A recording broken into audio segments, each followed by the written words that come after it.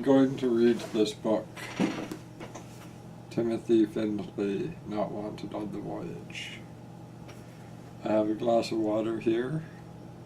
My voice is not doing that great right now. It's 1:33 a.m.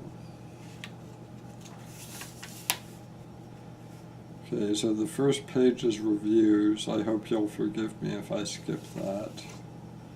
Someone else bought this for $2.99.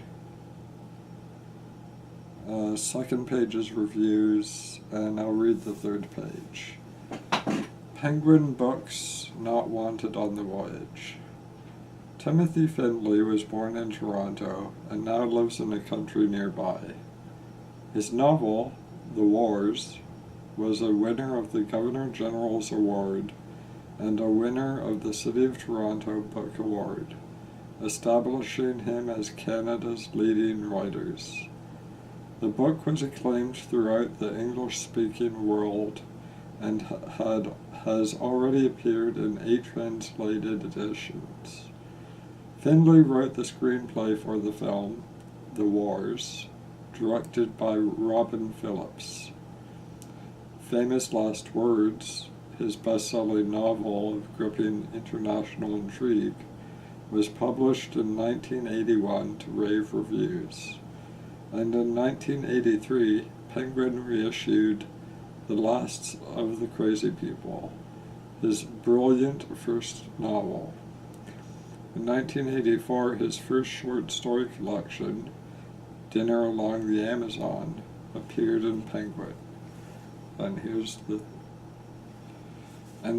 original price. Well, there's a sticker here that I think is going over top of the original price. The sticker says $7.95.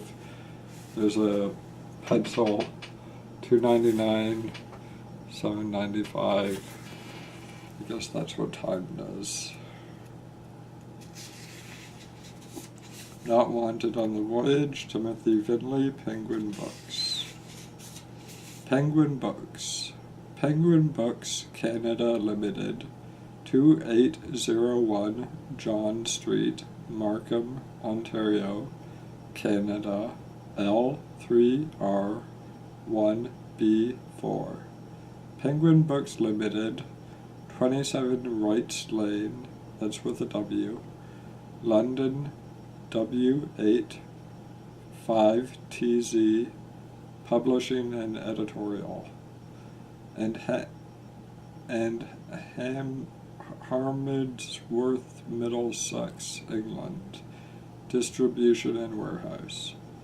Penguin Books, 40 West 23rd Street, New York, New York, 10010, USA.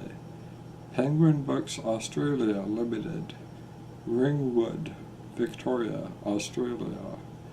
Penguin Books NZ, I presume that's New Zealand, Limited, 182190,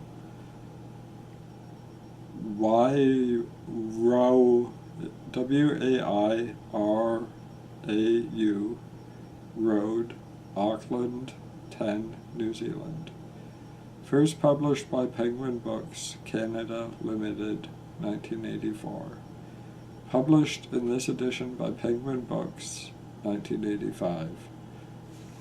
7, 9, 11, 13, 15, 14, 12, 10, 8, 6. Copyright Pebble Productions Incorporated, 1984. All rights reserved, including motion picture, television, and radio broadcasting.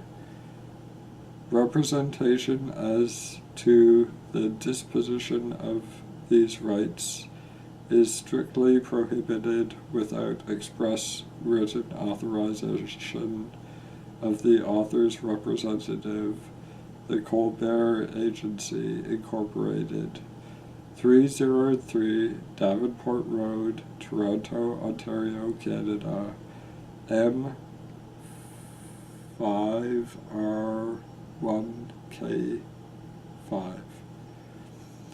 Manufactured in Canada by Gagné, G-A-G-N-E Printing Limited.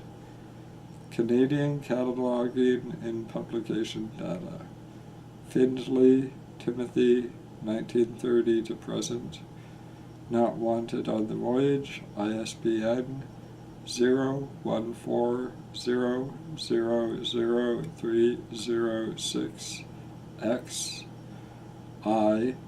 Title PS85111.158.1984C813 apostrophe dot 54 C84 slash the what do you call it? It's like a line, not an equal line, but one line in the center. 099282, that line 3 PR919.3.F548N681984. Except in the United States of America, this book is sold subject to the condition that it shall not, by way of trade or otherwise, be lent, resold, hired out, or otherwise circulated without the publisher's prior consent in any form of binding or cover other than that which it is published, and without a similar condition, including this condition being imposed on the subsequent purchaser. For these especially, Mottle and Boy, Maggie and Hooker, Dash, that's for the line, and the horses who shared the days, and for the 200 against despair. Acknowledgements. Among many, I must thank especially David Staines, whose expertise and help in the making of this book were absolutely crucial. Phyllis Webb, whose poem, Leaning, was the book's initial impetus, and who, along with Edie Blodgett, heard me out on subjects of cats and unicorns, and Keith and Catherine Griffin, who let me use their barn as my ark, and their animals as my multitude.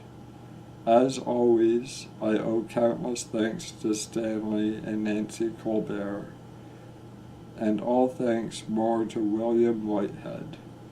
My gratitude also to the Canada Council for support received during the course of this work.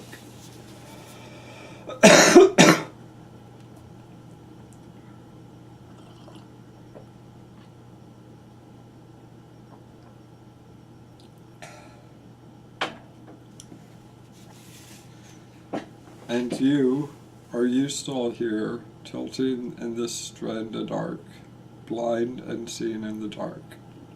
From Leaning by Phyllis Webb. Prologue. And Noah went in, and his sons, and his wife, and his sons' wives, with him into the ark, because of the waters of the flood. Genesis 7:7. Everyone knows it wasn't like that. To begin with, they made it sound as if there wasn't any argument, as if there wasn't any panic, dash. No one was being pushed aside, dash. No one was being trampled, none of the animals howling, none of the people screaming blue murder.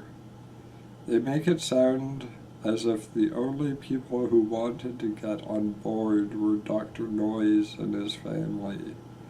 Presumably everyone else, the rest of the human race, so to speak, stood off waving gaily behind a distant barricade. Spectators will not cross the yellow line, and thank you for your cooperation. With all the baggage neatly labeled, wanted or not wanted on the voyage. They also made it sound as if there wasn't any dread. Noah and his sons relaxed on the poop deck, sipping port and smoking cigars beneath a blue and white striped awning. Probably wearing yachting caps, white ducks and blazers. Miss Noyes and her daughter-in-law fluttering up the gangplank, neat and tidy, dry beneath the umbrellas, turning and calling, goodbye everybody, and all their friends shouting, bon voyage, while their daughters-in-law hand over their tickets, smiling and laughing,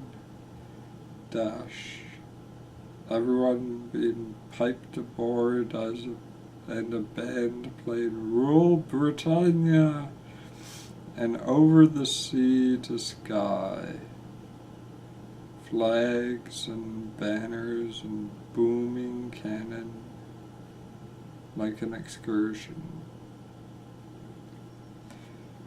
Okay, so you can see there, that's not the full first page. I may have violated copyright. I really don't, you can tell me I'm lying, but I really don't know how to get the rights to make YouTubes of this book. That copyright page that I read, I think that was pretty clear that they said you have to contact them. I don't know if I mailed these people a letter, if they're still at the same address. I'm sure Penguin Books is still around. I don't know if this book is currently in print.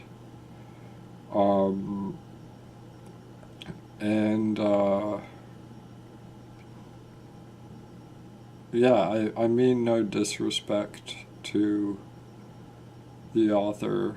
I'll just explain a little bit what inspired me to read this book. When I was drinking alcohol, I read a lot of Bukowski, and my psychiatrist said, "Oh, that's very difficult to read." And in a drunken state, it was kind of almost the only thing I could read. The language was simple for me, for a drunk person. There's a lot of problems about what he writes about. A lot of people like him despite that. I think, I hope I don't get hate for this, but I think both men and women like the work of Bukowski, despite what he portrays. And it was soothing to me, and I didn't really know what to do on YouTube. So I read his book, and I read almost the whole book. It got to the point where the misogyny was just, like every word was like, and I had to stop making the videos at that point. I was like, okay, I'm going to skip this chapter, then I read the next chapter, then the next chapter I had to skip, and then there was like 3 chapters that I had to skip. And so I guess it was kind of a learning experience, because I think when I was drunk reading Bukowski, I wasn't really aware of what was being said, and yeah, anyway, so there's that. There's probably more I could say about that story. There's that, but also at the same time, this book got me into a lot of trouble when I was in high school. There was a new English teacher at the school, and I was interested in English. I don't think I had any desire really to be a writer or anything. It's just, it was a somewhat, respectable class to take compared to, I think I learned a lot in gym class. That I took English all through high school, and I took gym all through high school. And I think I learned a lot in gym class, which was the most, among my peers, it was the least respected. But I think my life, I may live longer because of sticking with gym class.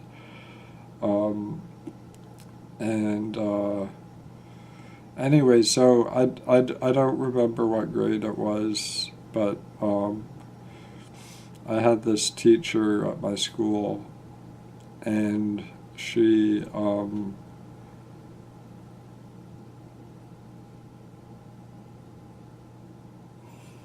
I don't know about her past or anything, but for whatever reason, she wasn't able to keep discipline in the class, and people started joking, and it started to be the whole class was making all these jokes, and then it started to be the class making jokes at her, and I,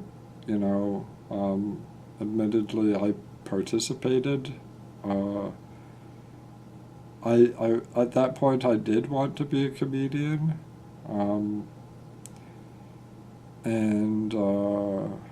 but I don't really think I said anything very mean. I think I probably tried to say mean things, but a clever joke that people say. There's people who say all humor has a victim, and it was too. I made jokes because all my friends and all the other classmates were making jokes, but it was too.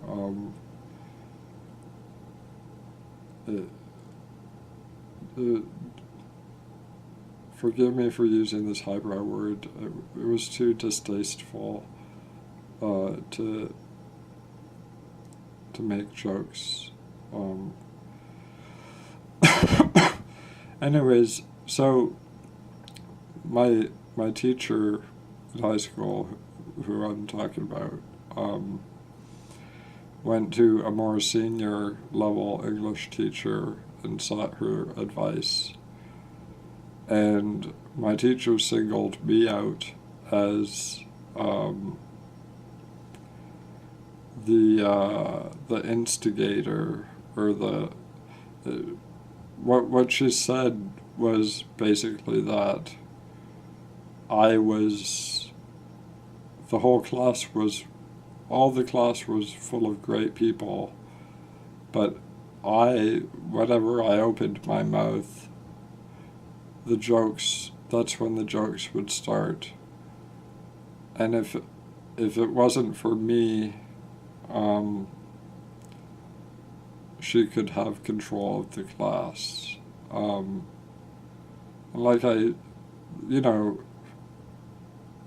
English lesson you learn is about the reliable narrator, and so you can choose to believe me or not believe me. But I really wasn't, at least, I can say at least I wasn't intentionally trying to, I had no problem with the teacher.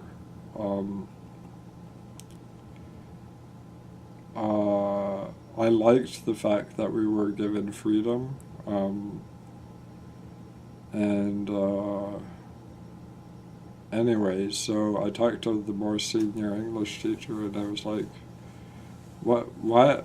She singled me out as being the one person who was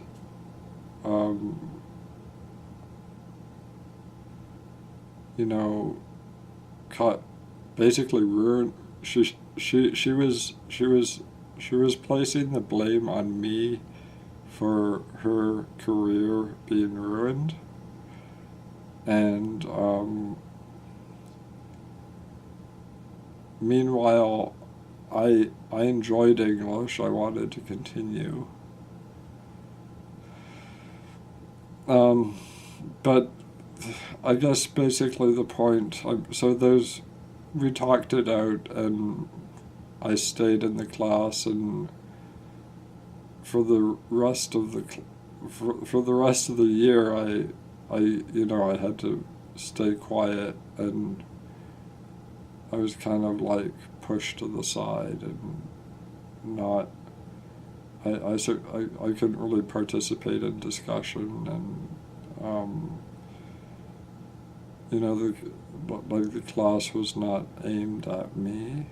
I didn't feel welcome in the class, and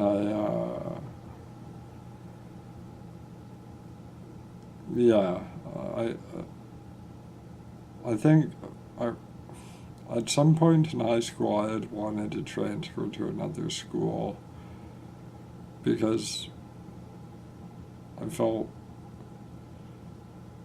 felt the school was, it doesn't matter the reason, I didn't feel I fit with the school, and I wanted to transfer to, like, for example, an art school, something like that.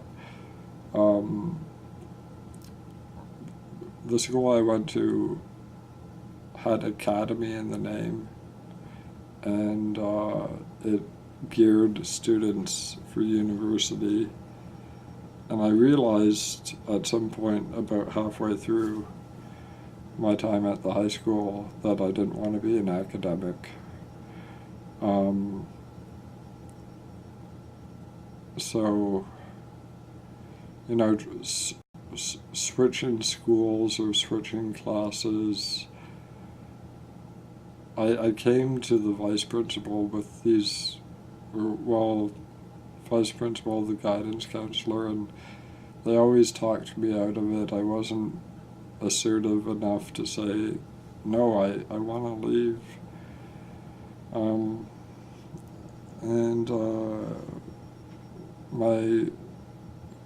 the year before my last year of high school, at the dawn of the summer, I had my first mental breakdown, psychotic break, and then I returned to the school to complete the final year and get my high school diploma, which, I was even at that point, like, before I was hospitalized, I I had thought that I didn't even want to, I didn't even want a high school diploma. Well, I thought to myself, well, okay, I want to be a comedian, but I should be able to get a job in the service industry, so I should at least get my high school diploma. Anyway, sorry for all this spiel, but I wanted to read this book, and if anyone can connect me with whoever grants me permission, you know,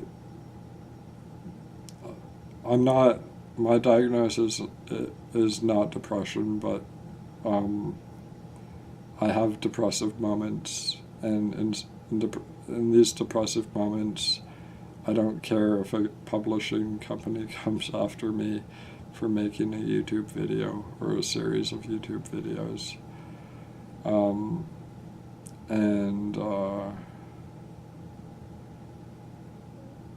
You know, I keep thinking to myself, I'll end up homeless, I'll end up on the streets, or, you know, and of course we all die, and I have a lot of issues around.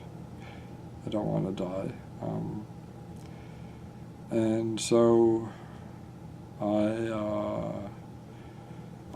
I found this book on the street next to some cooking magazines.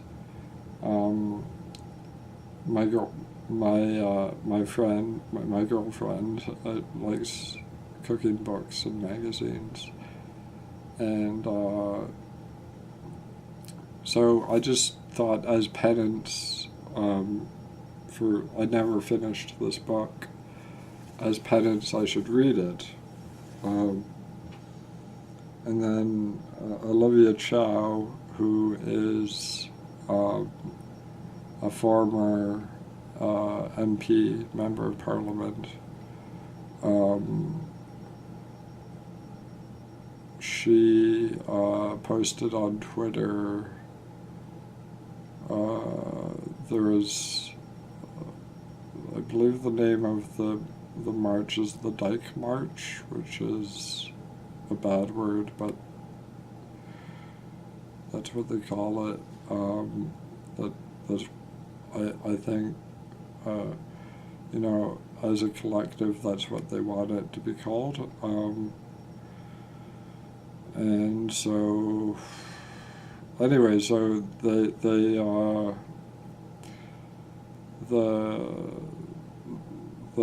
marchers held up a sign that said, for those who didn't make it. And so just, I think I've said enough that you can kind of get an idea of why I made this video.